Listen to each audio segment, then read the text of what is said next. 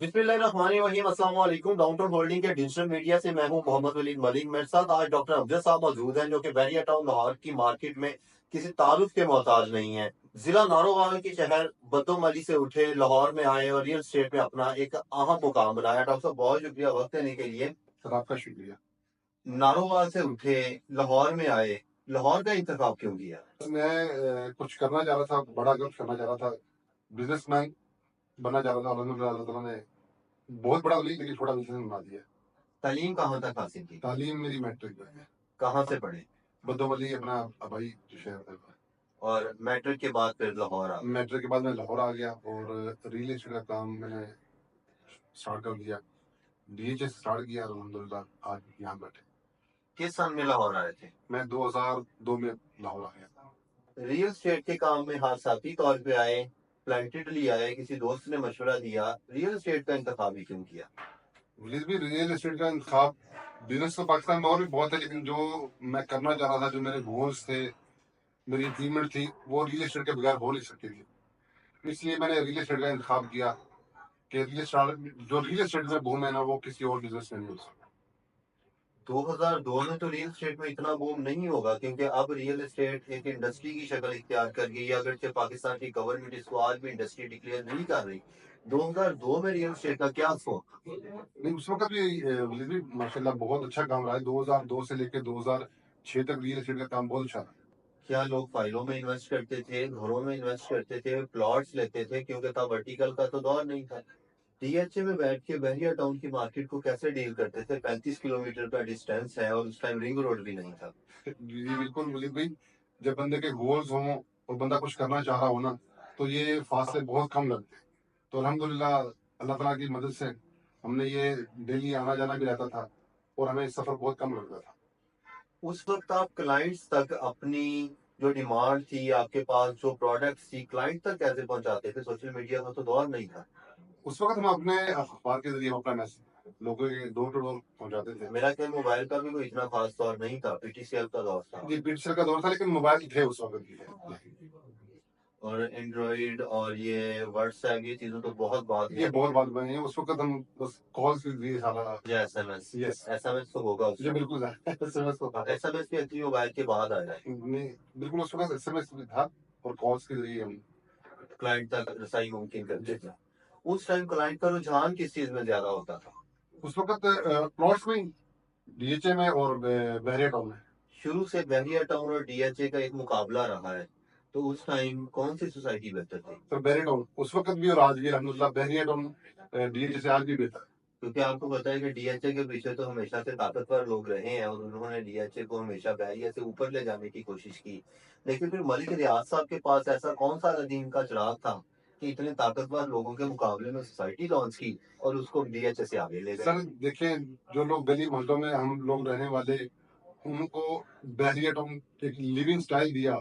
और जो मैं समझता हूँ कि जिस तरह की लैंडस्केपिंग बहरिया टाउन करता है, DHA भी नहीं कर सकता। नहीं कर, मेंटेनेंस सिस्टम जो बहरिया का है वो DHA का हमने नहीं देखा है। आपने देखा है कि जो रोड्स रोड्स, पार्क्स, जो बहरिया बनाता है वो आज तक DHA नहीं बना सकता। नहीं बना सकता। आगे क्या देखते हैं, बहरिया टाउन का क्या फ्यूचर है? जी अल्हम्दुलिल्लाह बहरिया टाउन का ब्राइट फ्यूचर है। अब तो माशाल्लाह बहरिया टाउन है, दुबई में भी आ रहा है। दुबई के बहरिया टाउन से बात याद आई कि एशिया का सबसे बड़ा डेवलपर मलिक रियाज आज पाकिस्तान से अपनी इन्वेस्टमेंट निकाल के दुबई लॉन्च कर रहा है। तो क्या ये पाकिस्तान के लिए बायस शर्मिंदगी नहीं है?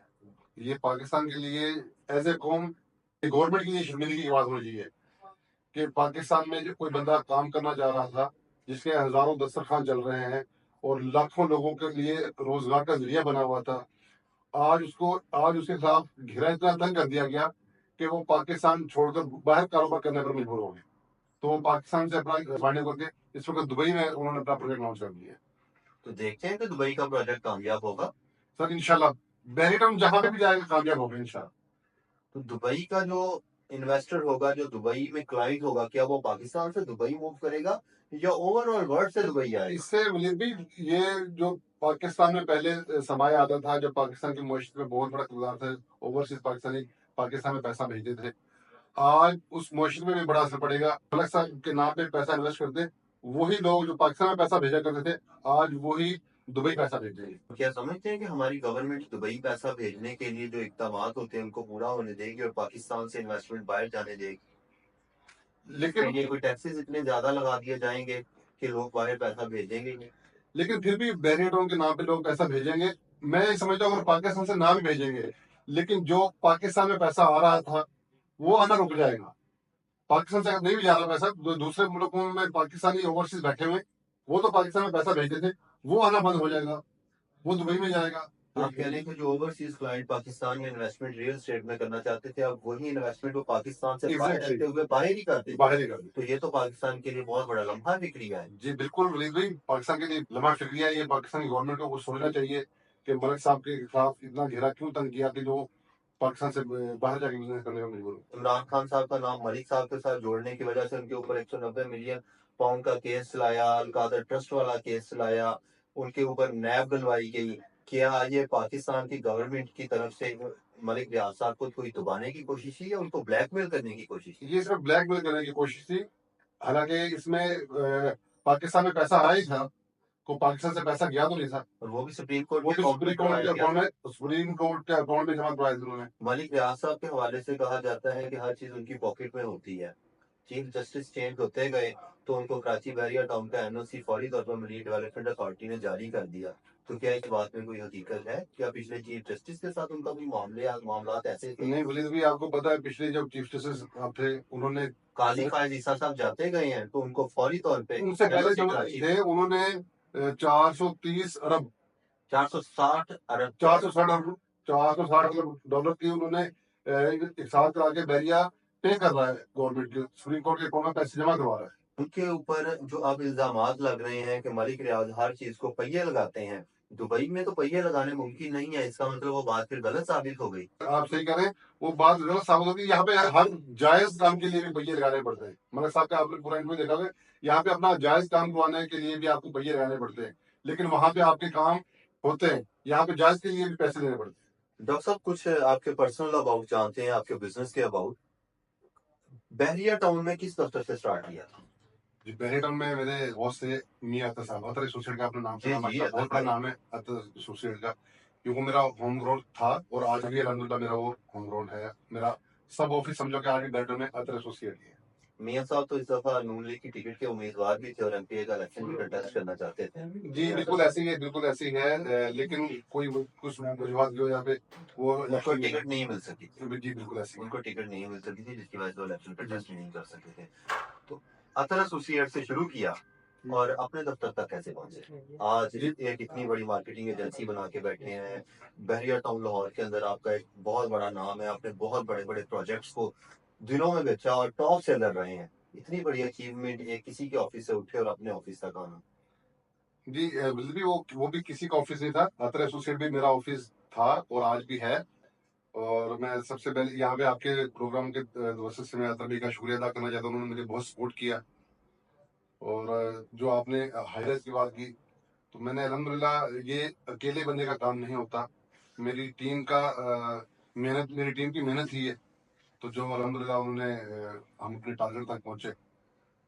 किस किस प्रोजेक्ट में आपने काम किया और कौन कौन से प्रोजेक्ट्स बेहतर रहे? रजी अल्हम्दुलिल्लाह हमने हाई राइज में डॉक्टर सुबैर इकराम के एपीएस के साथ बहुत अच्छा काम किया और उनके अल्हम्दुलिल्लाह टॉप चल रहे हैं हर प्रोजेक्ट में। और उसके बाद आपके जो डाउनटाउन होल्डिंग दरजेश घर आए, तो आपका माशाल्लाह बहुत अच्छा काम किया है। आपने जो क्लाइंट के लिए पेमेंट प्लान निकाला, उससे और से कस्टमर बहुत आए माशा। 5 मरला 8 मरला के घर 30 माह की आसान एक साथ, तो जी उसके अंदर तो माशाल्लाह आपने बहुत जबरदस्त काम किया है। मैं आपको खादी तहसीन पेश करता हूँ। डॉक्टर साहब आगे क्या देखते हैं, रियल एस्टेट का क्या फ्यूचर है? क्योंकि गवर्नमेंट तो टैक्सेस लगा रही है। ये लेजरी टैक्स लगते आए, लेकिन काम दुनिया में कभी नहीं रुके, काम चलते रहेंगे इंशाल्लाह। गवर्नमेंट अपना काम करते रहे, हम अपना काम करते रहे। रजीम चेंज से पहले 2020 में जब कोरोना खत्म हुआ तो मैंने रियल एस्टेट में ज्वाइन किया। रियल एस्टेट की फील्ड में आके देखा कि इमरान खान साहब का दौर था, लोग मिट्टी में भी पैसा लगाते थे तो वो सोना बन जाती थी। क्या इमरान खान साहब के पास कोई अलादीन का चिराग था कि यकदम आपकी इन्वेस्टमेंट लाखों लगा के करोड़ों में बदल जाती थी? विलेज भाई, लोग इमरान खान के नाम पर पैसा भेजते थे, लोगों को उम्मीद थी कि पाकिस्तान के लिए कुछ करना चाहते थे, वो इमरान खान है, वो पाकिस्तान के मुहिब वतन वजीर आजम था, लोग उनकी कार पर पैसा भेजते थे, जिसमें हमारी इकोनॉमी बहुत बेहतर जा रही है। तो क्या समझते हैं, सिर्फ ओवरसीज से पैसा आता था, या उस टाइम की गवर्नमेंट ने जो एक एमएनएसटी स्कीम लॉन्च की थी कि आप अपना काला धन रियल एस्टेट में इन्वेस्ट करके सफेद कर सकते हैं, उसकी वजह से इकोनॉमी स्टेबल हुई? जी, इसमें दोनों वजूहत थी।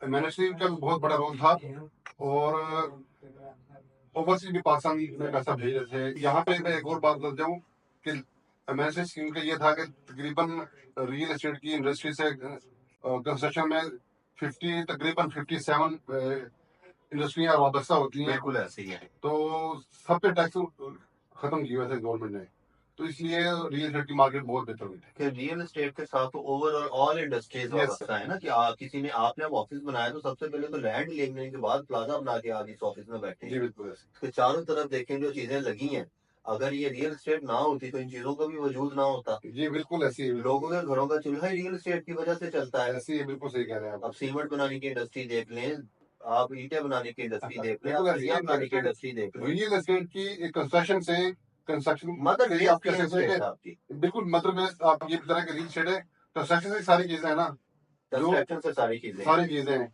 अगर हम लोग अच्छा पैसा कमा रहे हो, हम इवन कंस्ट्रक्शन हट के मैं बताता हूँ, अगर अच्छे काम कर रहे होंगे, रियल एस्टेट का काम अच्छा चल रहा होगा, लोग हम होटलिंग भी करेंगे, रेस्टोरेंट भी जाएंगे, उनका बिजनेस भी चलेगा, शॉपिंग भी करेंगे, उनका बिजनेस भी चलेगा।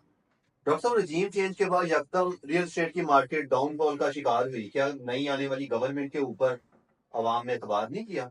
ऐसे ये बिल्कुल जैसे ही गवर्नमेंट चेंज हुई है ना, तो लोगों ने पैसा बाहर से भेजना बंद कर दिया। इन लोगों पे इतबार नहीं है ओवरसीज कस्टमर को, और यहाँ के जो लोग हैं वो भी गवर्नमेंट जब तक स्टेबल है ना, लोग इन्वेस्टमेंट ही नहीं करते।